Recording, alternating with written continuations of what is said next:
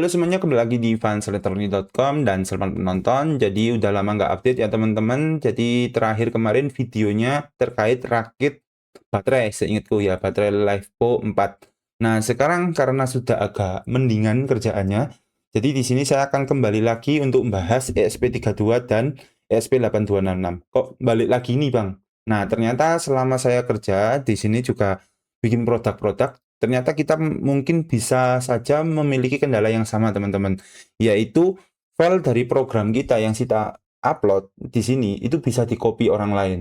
Karena memang dari ESP32 terutama, ESP8266 itu tidak memiliki fitur kunci apapun ya teman-teman. Jadi kalau ESP32 seingatku ada eFuseBit, tapi aku nggak tahu itu nggak pernah pakai, dan dia itu sistemnya kalau nggak salah bisa kebakar kalau misalkan di load atau apa gitu loh. Intinya seperti itu. Nah, di sini saya memanfaatkan projectnya ini yaitu library yang saya bikin sendiri, dan di situ sudah saya implementasikan di beberapa produk saya yang kemarin mengerjakan banyak klien dan lain sebagainya. Itu fungsinya kita menggunakan generator lisensi, di mana lisensinya itu bersifat apa itu per produk ya, per unit ya. Setiap unit ini beda-beda karena memiliki MAC address masing-masing. Nah, dan lain sebagainya nanti kita implementasikan dari encryption-nya itu. Kita dapat device ID dan kita generate lisensinya, kita masukkan ke little fs-nya ini. Di sini ada file sistemnya kan, itu bisa di-upload filenya berupa .json atau file JSON lisensi.json. Nanti kita jelaskan di library-nya. Nah, file itu yang akan melindungi program kita. Kalau nggak valid, loop-nya kita bisa rubah. Misalkan jalankan untuk, contohnya kita pakai jam sholat aja ya. Misalkan jam sholatnya jalankan, aktifkan lisensinya, gitu. Misalkan gitu.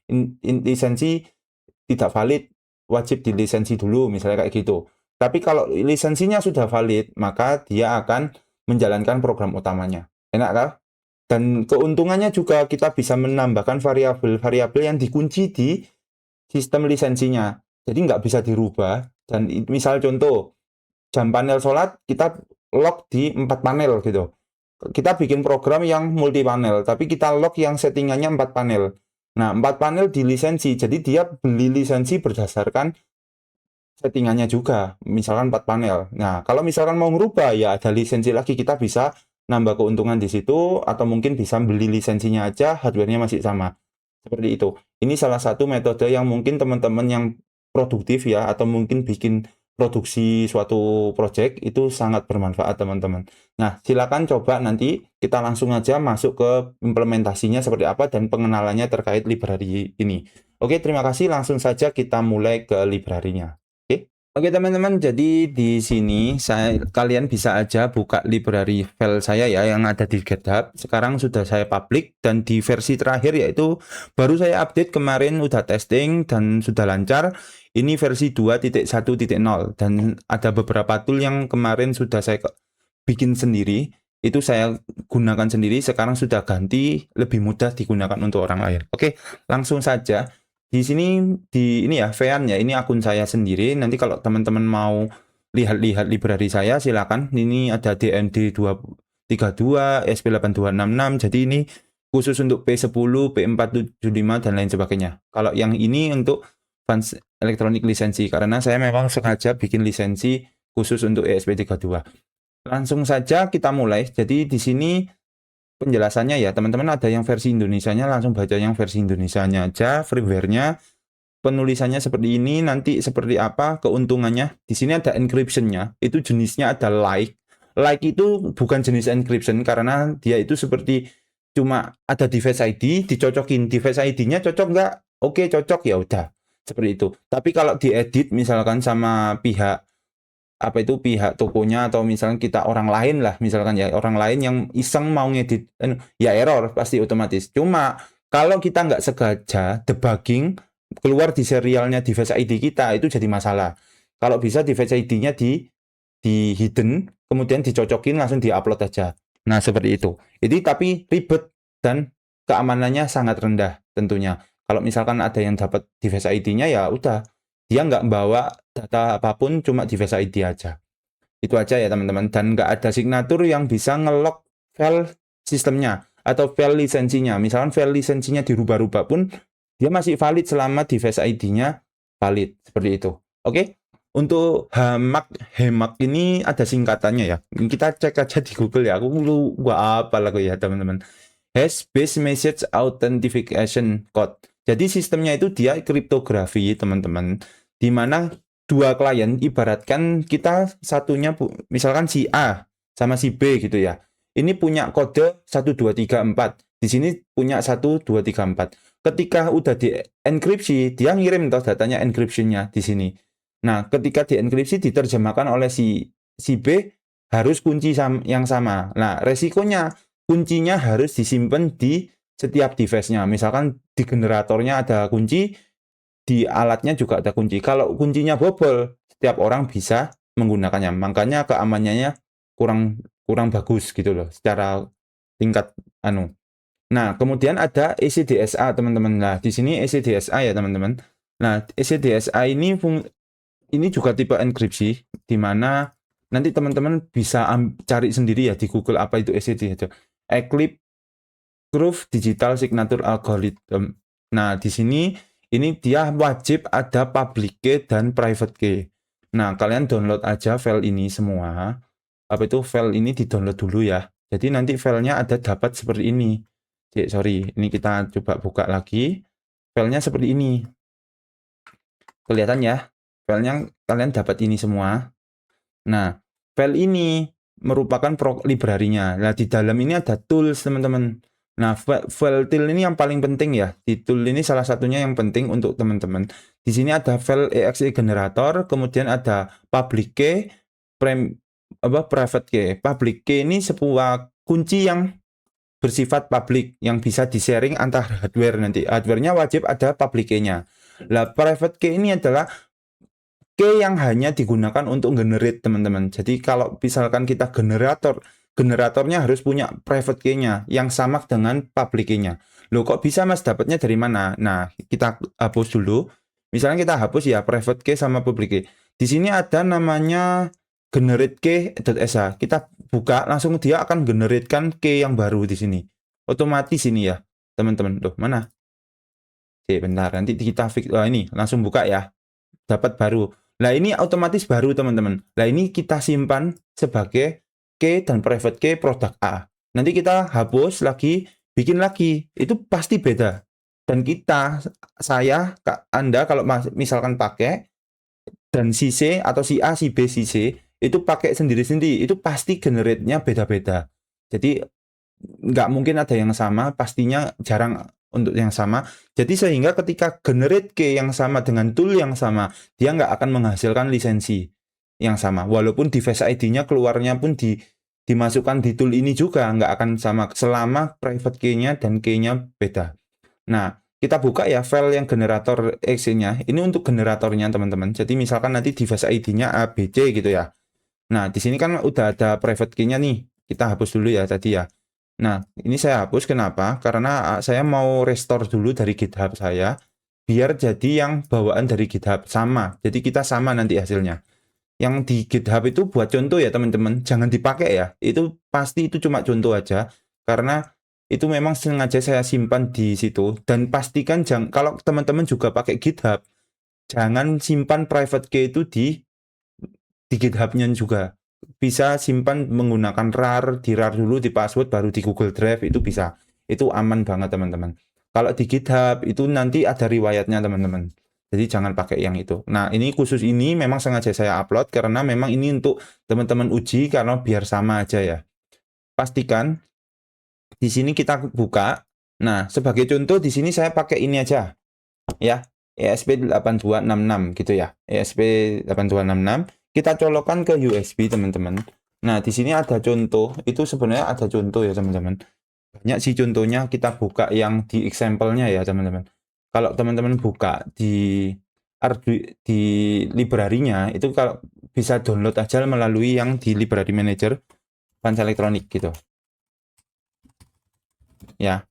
Fans Elektronik lisensi ini, ya Fans Elektronik lisensi bisa di-download. Nanti example yang ESP32 full ya teman-teman, yang 8266 dulu. Kita fokus yang 8266. Nah, ini program dari ESP8266-nya untuk ngujinya. Di sini saya nguji, kita colokin dulu ya, sorry. Nah, harusnya detect. Jangan lupa diinstal dulu boardnya ESP86. Di sini saya pakai Wemos Lolin D1. Kemudian di sini portnya port 6. Kemudian kita pakai metode apa? Untuk khusus ESP8266 dia hanya support dua mode, like sama HAMAC. Karena ECDSA dia cukup berat dan library bir SSL di dalamnya itu nggak bisa, nggak ngatasin. Saya udah coba, heap memorinya tinggi dan lain sebagainya.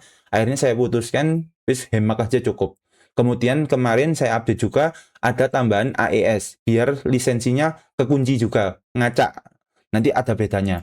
Nah, untuk lag kita skip aja karena lag itu cuma nyocokin device ID. Kita langsung ke HAMAC aja ya teman-teman. Nah, di HAMAC ini wajib teman-teman, wajib nyeting ininya. Produksinya sampean mau apa? Di sini kita ketik my secret. Misalnya ngacak-ngacak kayak gini boleh. Terserah. Pakai generator pun boleh. Ini karena kita mau uji sama my secret aja. Kemudian HAMAC-nya juga sama. Ini kode acak terserah mau ngacak seperti apa atau pakai generator boleh. Misalnya apa itu key generator gitu ya. Ya pakai random key generator gini boleh lah.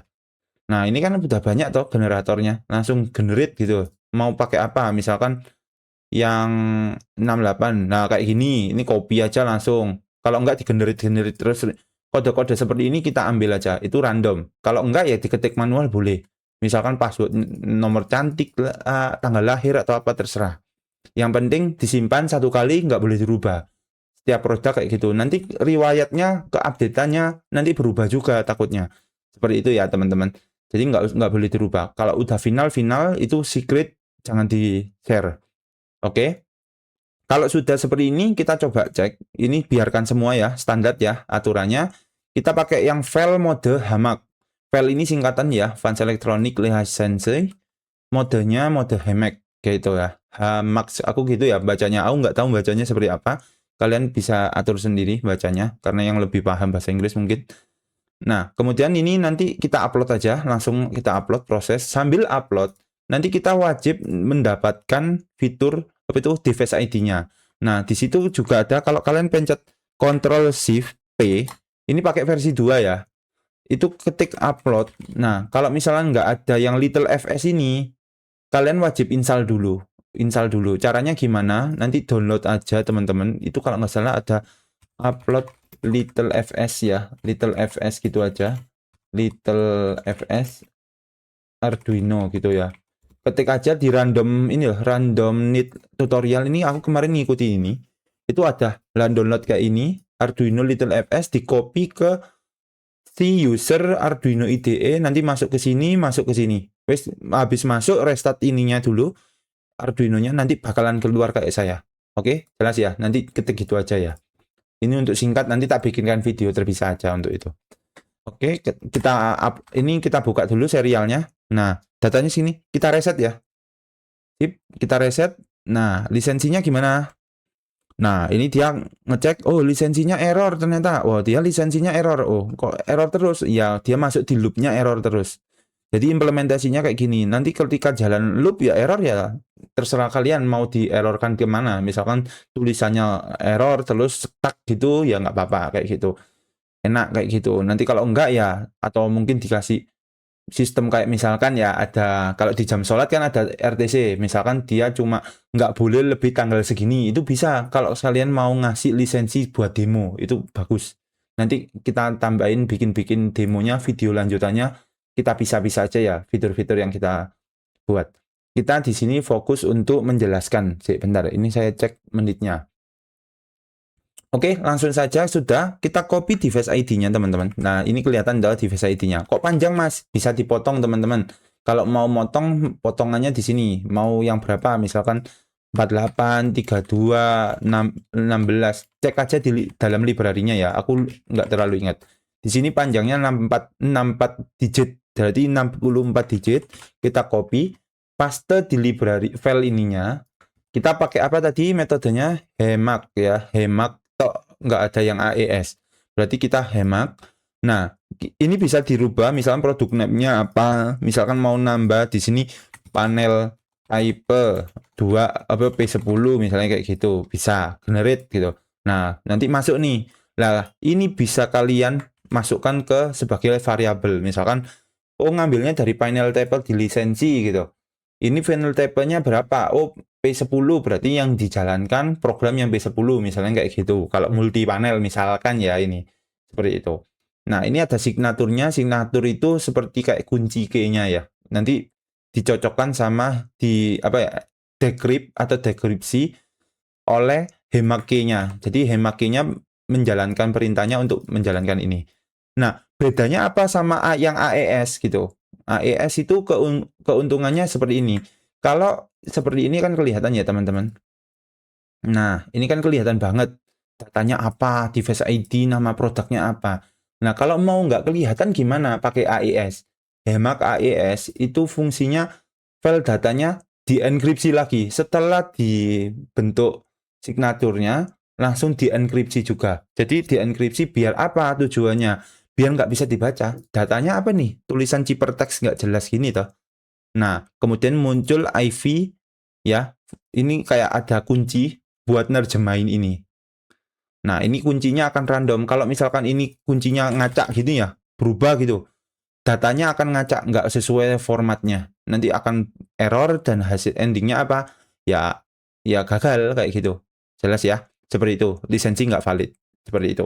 Kita coba langsung ke Hemak aja. Kelamaan ya, biaran nggak. Generate, save, wajib save. Kemudian masuk ke project kalian. Projectnya di mana ini? Ini kan example ya, kita save dulu ya. Jangan lupa di save dulu. Save misalkan di dokumen Arduino full test ini, berarti di dokumen Arduino full test ESP32, bikin folder namanya data. Nah, masukkan di sini lisensi.json. Nah, lisensi.json, kenapa kok lisensi.json mas? Ya bisa mau diganti boleh, misalkan diganti di programnya. Itu di sini kan file name-nya apa? File name-nya kan lisensi.json. Misalkan apa itu apa leak dot apa misalnya .txt ya terserah mau dirubah. JSON itu format JSON ya teman-teman. JSON nanti pelajarin aja apa itu fungsi format JSON ya itu format dokumen gitu ya. Modelnya kayak bahasa internasional gitu. Bahasa Inggris. Nah, oke kita uji. Kemudian caranya gimana nguploadnya? Ya tadi udah tak info kan. Nah, ini kita kontrol shift P, kemudian upload. Nah, dia upload yang little fs-nya. Dia akan proses uploading file JSON ke file sistemnya ESP8266. Nah, ini uniknya, enaknya itu di sini.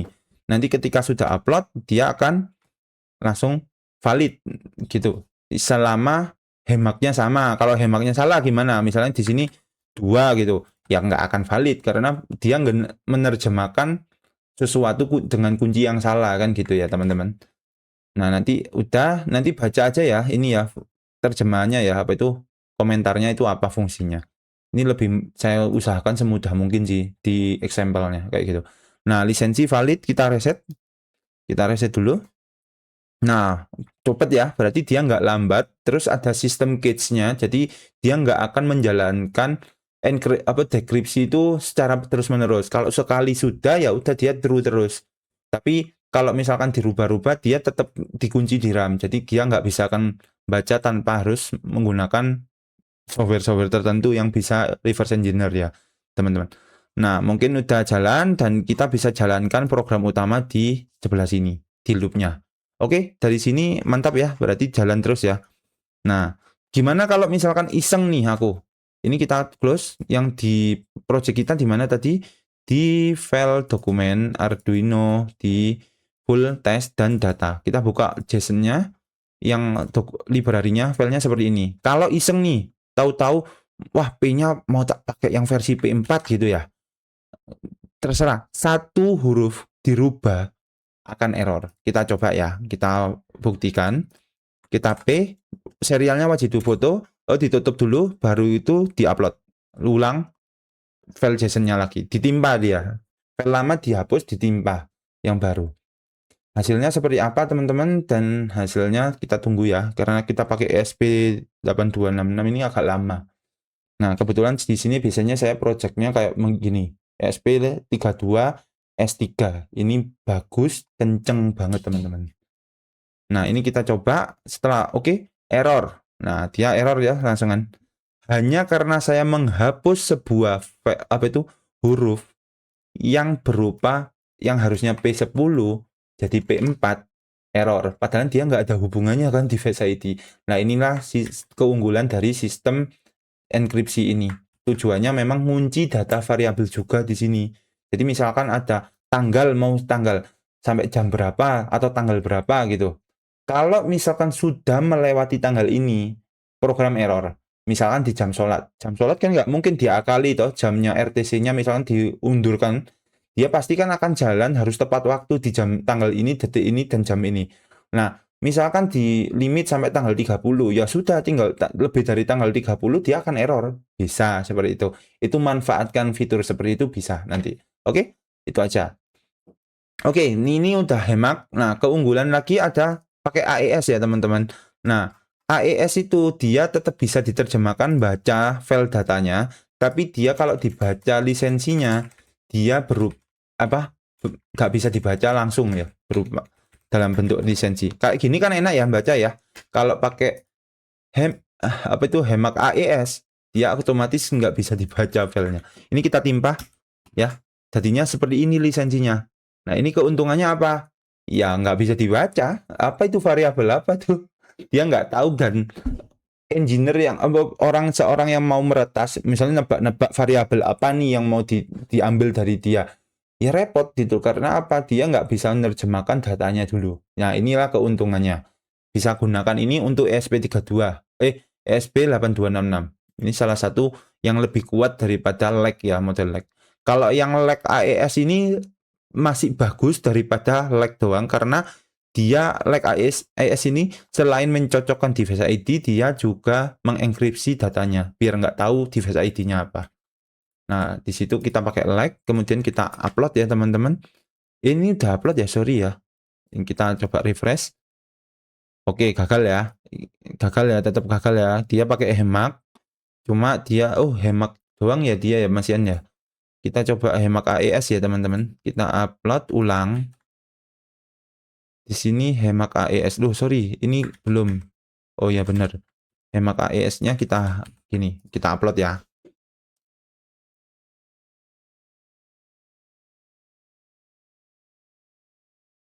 Oke teman-teman, sudah berhasil diupload yang versi hemak AES. Ketika kita refresh itu otomatis error toh, tetepan dia errornya 6.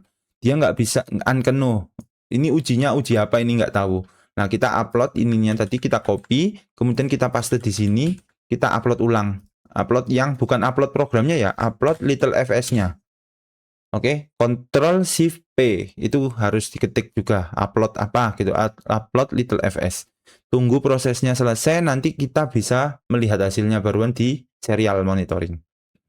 Nah, ini bisa untuk melindungi produk kalian teman-teman. Semoga bermanfaat banget, dan jangan lupa di-share ke teman-temannya juga. Semoga ilmunya bisa jadi jariah yang bermanfaat. Ya, seperti itu. Oke, langsung saja. Kita akses diberikan ya. Nah, dia walaupun dienkripsi, dia tahu loh isinya apa. Loh, ini kan sudah pakai hemak AES ya. Sorry. Nah, ini kok masih gak unknown ya? Oh ya, dia mengujinya nggak tahu ya, karena dia nggak ada tulisannya ya di sini. Dia kan belum dapat unknown modenya. Kemudian di sini dia bisa baca lisensi, padahal dengan lisensi yang berformat yang berantakan seperti ini. Kok bisa? Yaitu tadi fungsi AES, menerjemahkan kode AES-nya. Loh, nanti kodenya bisa dirubah, Mas. Ini bisa. Ini secret key-nya beda-beda. Jadi punyanya temen itu beda-beda, nggak akan bisa sama nanti hasilnya. Seperti itu ya. Inilah fungsinya enkripsi. Oke, jelas ya. Sekarang kita masuk ke ESP32. ESP32 bisa pakai HAMAC, bisa pakai HAMEC ya ini ya, HAMEC atau apa ya, ECDSA. Nah ini jauh lebih proper teman-teman, lebih keren, karena dia bukan pakai yang kita buka example-nya dulu ya. Example, ketik aja di sini Fans Electronic ya. Fans Electronic license example full yang ESP32.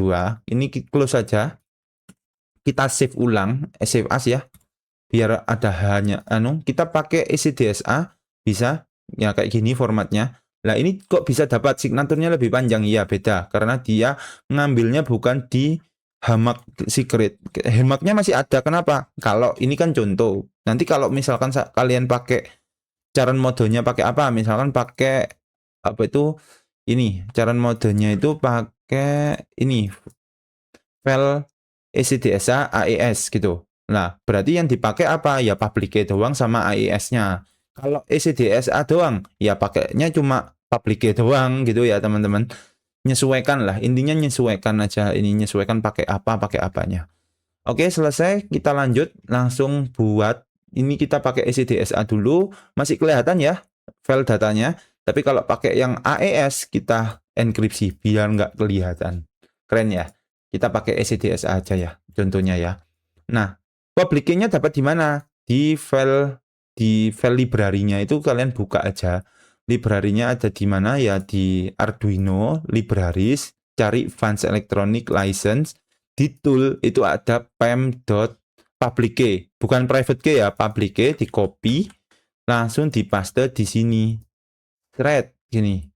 Ini public key, paste. Loh, ada spasinya ya. Ini paste. Silakan diganti ESP32-nya menjadi ESP8266 menjadi ESP32. Sesuaikan boardnya mau pakai apa. Di sini saya pakai dev modul. Kemudian kita upload ya. COM-nya masih COM 6, tunggu aja proses uploadingnya. Selesai nanti kita baru cek apakah valid ya lisensinya. Nah, ini ya hasilnya. Nah, nanti kalau misalkan bikin gimana? Ya ini tinggal dihapus dulu, di-generate key sendiri, langsung simpan ya. Jangan pernah dibagi-bagikan, itu punya kalian sendiri. Jangan dibagikan orang lain. Dan terutama kalau misalkan mau nguji pakai yang bawaan library saya aja karena ini bersifat global gitu ya. Kok error? Wah, kehapus teman-teman. Ada yang error. Aku kayaknya commit kemarin error ya. Oke, nanti diperbaiki ya. Example-nya yang ESP32-nya ya. Kita coba cek yang 8266. Kita timpa yang di sini ya, teman-teman. Ini perbaiki, nanti saya perbaiki dulu. Karena mungkin kehapus kemarin ya, teman-teman. Aku nggak sengaja mencet mungkin. Ini Pak harusnya bentar. Saya perbaiki dulu bentar aja. Oke, sudah saya perbaiki. Jadi tadi titik komanya hilang, setupnya turun aja. Udah itu tak sih, nggak terlalu krusial.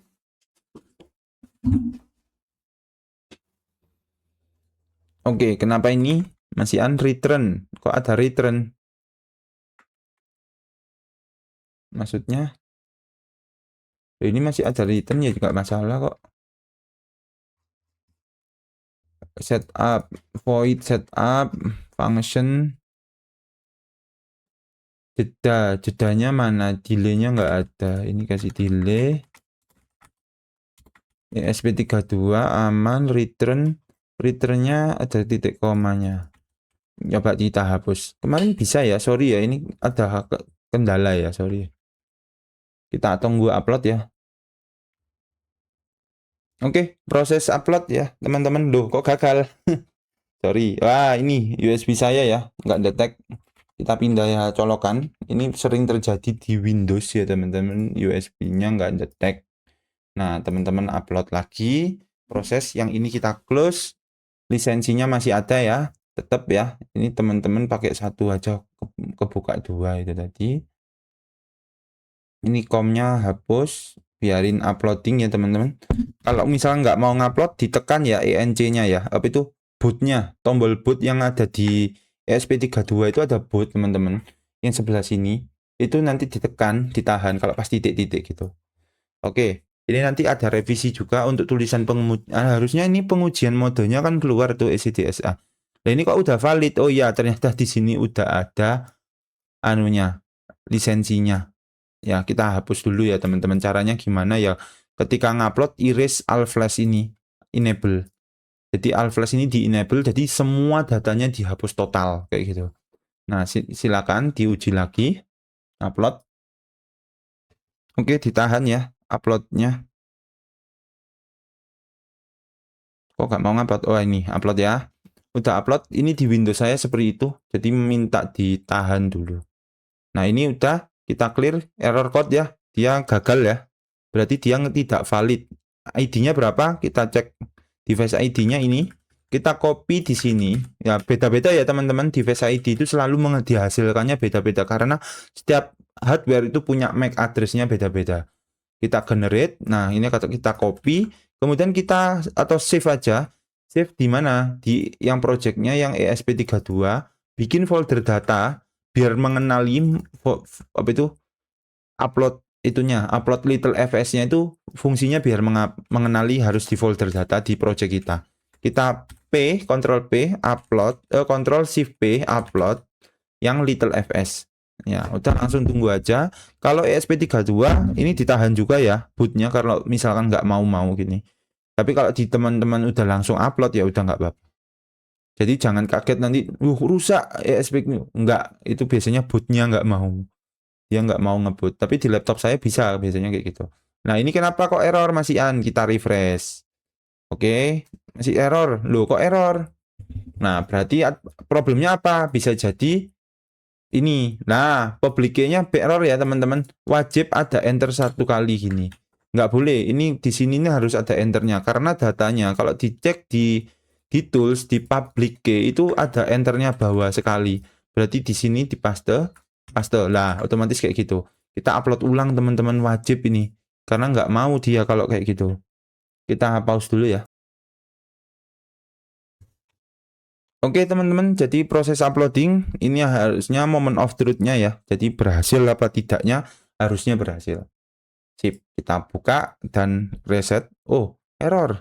Errornya kenapa? Device ID-nya masih sama.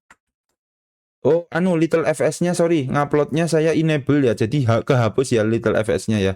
Kita upload ulang ya little fs-nya. Tunggu prosesnya.